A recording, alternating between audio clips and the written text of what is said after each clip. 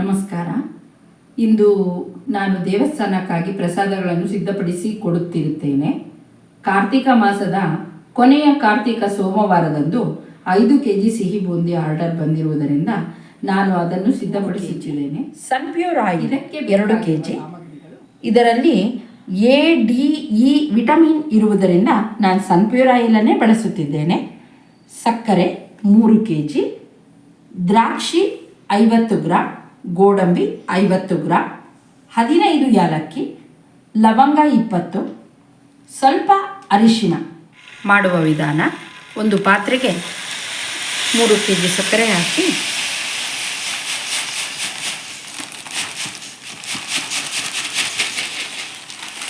ಕಾಲಿಟ್ಟು ನೀರನ್ನು ಬಳಸುತ್ತಿದ್ದೇನೆ.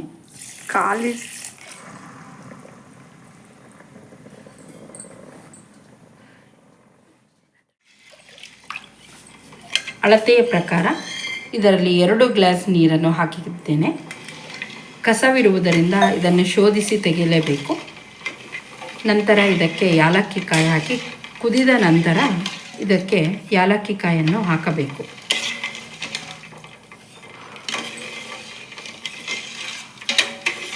ಸಕ್ಕರೆಯನ್ನು ಸ್ವಲ್ಪ ತಳ ಹತ್ತುತ್ತದೆ, ಹಾಗಾಗಿ ತಿರುಗುತ್ತಲೇ ಇರಬೇಕು ಸ್ವಲ್ಪ ಹೊತ್ತು. ಸಕ್ಕರೆ ಕರೆಕ್ಟಾಗಿ ಬಂದಿದೆ. ನಾನು ಇದಕ್ಕೆ ಇವಾಗ ಏಲಕ್ಕಿ ಹಾಕ್ತೀನಿ. ಏಲಕ್ಕಿ ಮಿಶ್ರಣ ಸಕ್ಕರೆ ಜೊತೆಗೆ ಚೆನ್ನಾಗಿರುತ್ತೆ, ಪರಿಮಳ ಚೆನ್ನಾಗಿ ಬರುತ್ತೆ. ಸಿಪ್ಪೆ ಎಲ್ಲ ಅದ್ರ ಜೊತೆಲೇ ಇದ್ದರೆ ಚೆನ್ನಾಗಿರುತ್ತೆ. ಸಿಪ್ಪೆನಲ್ಲೂ ಸ್ಮೆಲ್ ಇರುತ್ತೆ. ಏಲಕ್ಕಿದು ತುಂಬ ಚೆನ್ನಾಗಿರುತ್ತೆ. ಕೆಲವರೆಲ್ಲ ಕೇಸರಿ ಬಳಸ್ತಾರೆ, ಬಟ್ ನನ್ನ ಹತ್ರ ಇರಲಿಲ್ಲ, ನಾನು ಹೀಗೆ ಮಾಡ್ತಾಯಿದ್ದೀನಿ. ಸಕ್ಕರೆ ಕುದಿಯೋಷ್ಟರಲ್ಲಿ ನಾವು ಕಡಲೆ ಹಿಟ್ಟನ್ನು ಜರಡಿ ಮಾಡ್ಕೊಳ್ಳೋಣ. 1 kg ಕಡಲೆ ಹಿಟ್ಟನ್ನು ಬಳಸ್ತಾ ಇದ್ದೀನಿ. ಆಶೀರ್ವಾದ್ ಕಡಲೆ ಹಿಟ್ಟು ತುಂಬ ಚೆನ್ನಾಗಿದೆ. ತುಂಬ ಗಂಟುಗಳು ಏನು ಅಷ್ಟೊಂದಿಲ್ಲ. ಬೇರೆ ಕಡಲೆ ಹಿಟ್ಟುಗಳಿಗೆಲ್ಲ ಹೋಲಿಸ್ಕೊಂಡ್ರೆ ಆಶೀರ್ವಾದ್ ಕಡಲೆ ಹಿಟ್ಟು ತುಂಬ ಚೆನ್ನಾಗಿದೆ. ಕಡಲೆ ಹಿಟ್ಟು 3 kg ಇದೆ. ನಾನೀಗ 1 kg ಅಷ್ಟೇ ಕಲಿಸ್ಕೊತಿದ್ದೀನಿ. ತದನಂತರ ನನಗೆ ಬೇಕಾದಷ್ಟು ಹಾಗೆ ಕಲಿಸ್ಕೊಂಡು ಖಾಲಿ ಆದ ನಂತರ ಒಂದು ಸ್ವಲ್ಪ ಕಲಿಸ್ಕೊಂಡು ಹಾಕೋತೀನಿ. 1/4 ಟೀ ಸ್ಪೂನಷ್ಟು ಅರಿಶಿನ ಬಣ್ಣಕ್ಕೆ, ನ್ಯಾಚುರಲ್ ಕಲರು ಅರಿಶಿನ, ಮತ್ತು ಒಂದು ಚಿಟಿಕೆ ಆಗಷ್ಟೇ ನಾನು ಸೋಡಾ ತೊಗೊಂಡಿದ್ದೇನೆ. ಆಪ್ಷನಲ್ಲು, ಸೋಡಾ ಬೇಕು ಅಂದರೆ ಬಳಸ್ಬೋದು, ಬೇಡ ಅಂತ ಇದ್ರೂ ಓಕೆ. ಇದಕ್ಕೀಗ ಗಂಟಿಲ್ಲದೆ ಕಲಿಸ್ಕೋಬೇಕು. ನಾನು ಕೈಯಲ್ಲೇ ಹಾಕ್ತಾಯಿದ್ದೀನಿ. ನನ್ನ ಹತ್ರ ಯಾವುದೇ ಗಂಟಿಲ್ಲದೆ ಕಲಿಸ್ಕೊಳ್ಳೋದಕ್ಕೆ ಮೆಟೀರಿಯಲ್ ಇರಲಿಲ್ಲ. ಈಗೆಲ್ಲನೂ ಗಂಟಿಲ್ಲದೆ ಕಲಿಸ್ಕೊಳ್ಳೋದಕ್ಕೆ ಅಂತ ಅಂದ್ಬಿಟ್ಟು ಕೈಗಳನ್ನೆಲ್ಲ ಯೂಸ್ ಮಾಡಲ್ಲ, ಸ್ಪೂನ್ಸ್ ಯೂಸ್ ಮಾಡ್ತಾರೆ. ಸಕ್ಕರೆ ಕುದೀತಾ ಇದೆ ನೋಡಿ, ಚೆನ್ನಾಗಿ ಕುದಿ ಬರಲಿ. ಒಂದು ಸ್ವಲ್ಪ ಕುದಿಬೇಕು ಸಕ್ಕರೆ ಕುದ್ದಾದಮೇಲೆ ಅದು ಒಂಚೂರು ಅಂಟುತ್ತೆ. ಅದಾದಮೇಲೆ ಇಳಿಸ್ತೀನಿ. ಅಷ್ಟರೊಳಗಡೆ ಈ ಕಡಲೆ ಹಿಟ್ಟನ್ನು ಸ್ವಲ್ಪನೇ ನೀರು ಹಾಕಿ ಕಲಿಸ್ತಾ ಇರಬೇಕು. ಸ್ವಲ್ಪನೂ ಗಂಟಿಲ್ಲದೆ ಕಲಿಸ್ಬೇಕು. ಬೀಟ್ ಮಾಡ್ತಾ ಇರಬೇಕು ಹೀಗೆ ನಿಧಾನಕ್ಕೆ. ಸ್ವಲ್ಪನೂ ಗಂಟಿಲ್ಲದೆ ಕಲಿಸ್ಕೊಂಡ್ರೆ ಆಗ ಬೂಂದಿ ಬಿಡೋದಕ್ಕೆ ತುಂಬ ಚೆನ್ನಾಗಿ ಬರುತ್ತೆ. ಈ ಹದಕ್ಕೆ ಬಂದಿರಬೇಕು ನೋಡಿ. ಕಡಲೆ ಹಿಟ್ಟು ಗಂಟಿಲ್ಲದೆ ಕ್ಲೀನಾಗಿ ಬಂದಿದೆ. ಈ ಹದಕ್ಕಿದ್ರೆ ಸಾಕು. ಈ ಹದದಲ್ಲಿ ಬಿಟ್ಟರೆ ನೀಟಾಗಿ ಬೂಂದಿಗಳು ಬರುತ್ತೆ.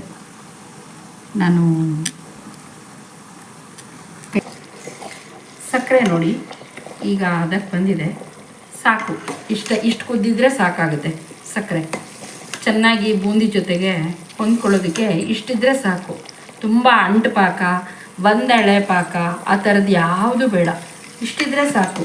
ಚೆನ್ನಾಗಿ ಬೂಂದಿಯೊಟ್ಟಿಗೆ ಅದು ಬೆರೆತ್ಕೊಳ್ಳುತ್ತೆ.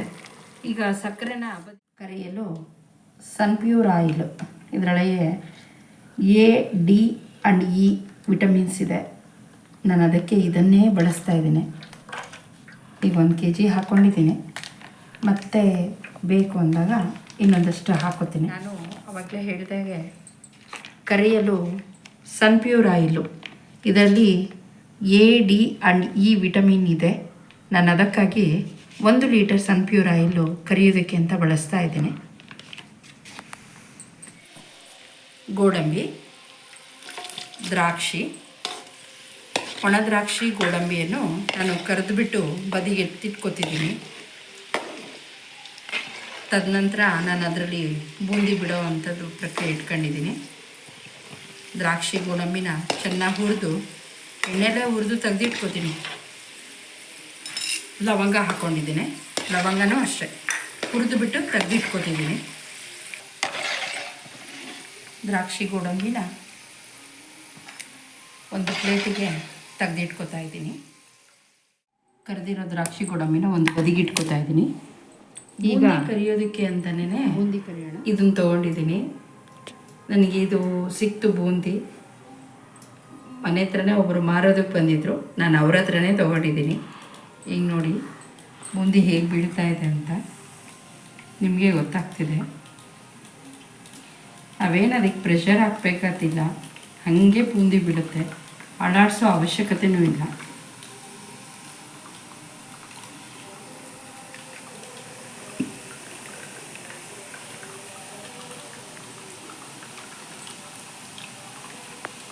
ಲೋ ಫ್ಲೇಮಲ್ಲೇ ಇಟ್ಕೊಂಡು ನಾನು ಬೂಂದಿ ಬಿಟ್ಟಿದ್ದೀನಿ.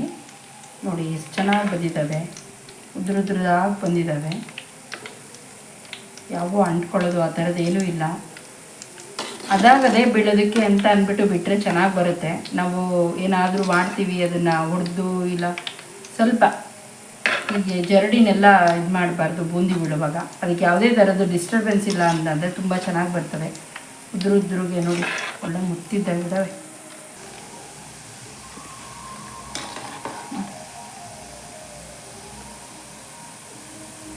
ನೋಡಿ ಈ ಬಣ್ಣಕ್ಕೆ ತಿರುಗಿದೆ. ಈಗ ಚೆನ್ನಾಗಾಗಿದೆ ನೋಡಿ, ಹೇಗೆ ಉದ್ರುದ್ರ ಆಗಿದೆ. ಇದನ್ನೆಲ್ಲ ನಾನು ಒಂದು ಕಡೆಗೆ ತೆಗೆದಿಟ್ಕೊತಾ ಇದ್ದೀನಿ.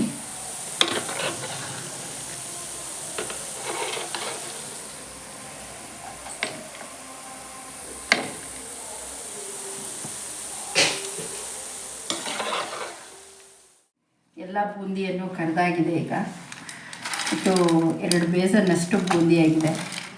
ಇದಕ್ಕೊಂದಕ್ಕೆ ಸಕ್ಕರೆ ಪಾಕ ಮಿಕ್ಸ್ ಮಾಡಿದ್ದೀನಿ. ನಿಮಗೆ ತೋರಿಸ್ಬೇಕು ಅಂತ ಈ ವಿಡಿಯೋದಲ್ಲಿ ಸಕ್ಕರೆ ಪಾಕ ಇದಕ್ಕೆ ಮಿಕ್ಸ್ ಮಾಡಿಲ್ಲ, ಇದನ್ನು ಹಾಗೆ ಇಟ್ಕೊಂಡಿದ್ದೀನಿ. ಇದಕ್ಕೆ ಮಿಕ್ಸ್ ಆಗಿದೆ, ಇದರಲ್ಲಿ ಸಕ್ಕರೆ ಪಾಕ ಮಿಕ್ಸ್ ಆಗಿದೆ. ಇದಕ್ಕೆ ಮಿಕ್ಸ್ ಮಾಡ್ತಾಯಿದ್ದೀನಿ. ಈಗ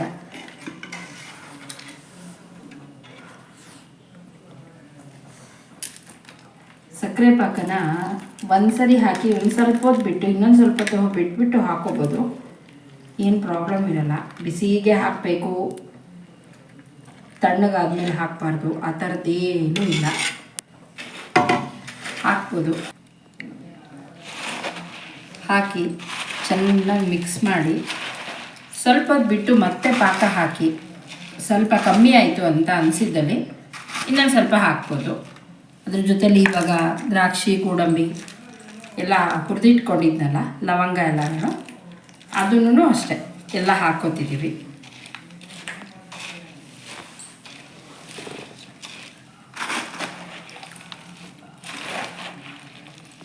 ಫುಲ್ಲು ಸುಮಾರು ಒಂದು 10 kg ಬಾಕ್ಸ್ ತುಂಬ ಆಗಿದೆ.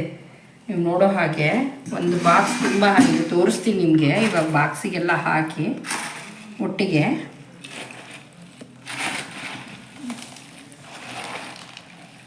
ಮನೆಯಲ್ಲೇ ಮಾಡಿದ್ರೆ ಎಷ್ಟು ಸೇವಿಂಗ್ಸ್ ಆಗುತ್ತೆ, ಮತ್ತು ಹೈಜಿನಿಕ್ಕಾಗಿ ತಿನ್ಬೋದು. ಮತ್ತು ಯಾವ ಎಣ್ಣೆ ಕರೆದಿದ್ದಾರೆ ಆ ಥರದ್ದೆಲ್ಲ ಇದಿರಲ್ಲ, ಒಳ್ಳೆ ಎಣ್ಣೆಯಲ್ಲಿ ಮಾಡಿ ಕರೆದು ತಿನ್ಬೋದು. ಸ್ವಲ್ಪ ರಿಸ್ಕ್ ಅನಿಸುತ್ತೆ, ಬಟ್ ಹೈಜಿನಿಕ್ಕು, ಕ್ಲೀನಾಗಿ ಮಾಡಿದ್ದೀವಿ, ಶುದ್ಧವಾಗಿ ಮಾಡಿ ತಿಂದಿದ್ದೀವಿ ಅನ್ನೋ ಫೀಲಿಂಗ್ ನಮಗಿರುತ್ತದೆ. ಹೊರಗಡೆ ತಿಂದಿದ್ದೀವಿ ಏನಾಗುತ್ತಪ್ಪ ಅನ್ನೋ ಭಯ ಇರಲ್ಲ. ನೋಡಿ ಸಕ್ಕರೆ ಪಾಕ ಹೆಂಗೆ ಇಳ್ಕೊಂಡು ಮತ್ತೆ ಹಾಕ್ತಾಯಿದ್ದೀನಿ ನಾನು ಸಕ್ಕರೆ ಪಾಕನ.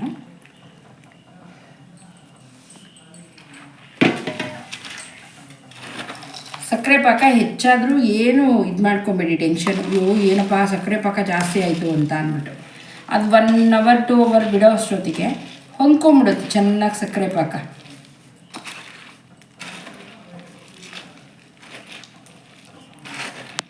ತುಂಬ ಅಡ್ಜಸ್ಟ್ ಆಗುತ್ತೆ. ಬೇಸನ್ ತುಂಬ ಚಿಕ್ಕದು ತೊಗೊಂಡಿದ್ದೀನಿ, ಮಿಕ್ಸ್ ಮಾಡಲಿಕ್ಕೆ ಒಂದು ಸ್ವಲ್ಪ ಹಿಂಸೆ ಆಗ್ತಿದೆ. ಬಟ್ ಬಾಕ್ಸಿಗೆ ಹಾಕಿದ್ಮೇಲೆ ಸರಿ ಹೋಗುತ್ತೆ.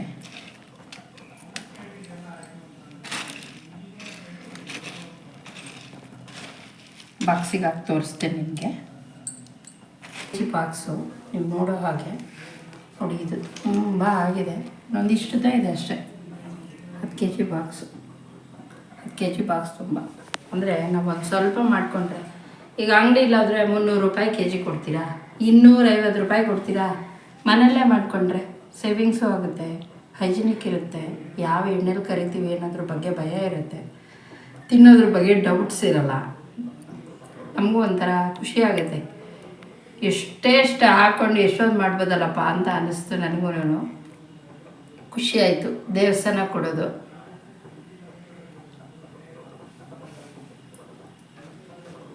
ಮನೆಯಲ್ಲಿ ಎಲ್ಲ ಕೆಲಸ ಮುಗಿಸಿ, ಎಲ್ಲ ಕೆಲಸ ಮುಗಿದ್ಮೇಲೆ ಹಿಂಗೇನಾದರೂ ಒಂದು ಕೂತ್ಕೊಂಡು ಕೆಲಸನ ಮಾಡ್ಕೊಂಡ್ರೆ ಸಮಯ ಕಳೆಯೋದೇ ಗೊತ್ತಾಗೋದಿಲ್ಲ. ಇವತ್ತಿನ ನನ್ನ ವಿಡಿಯೋ ಇಷ್ಟವಾದಲ್ಲಿ ನೀವು ಬೂಂದಿ ಮಾಡಿ ಹೇಗಿತ್ತೆಂದು ಹೇಳಿ. ನಮಸ್ಕಾರ.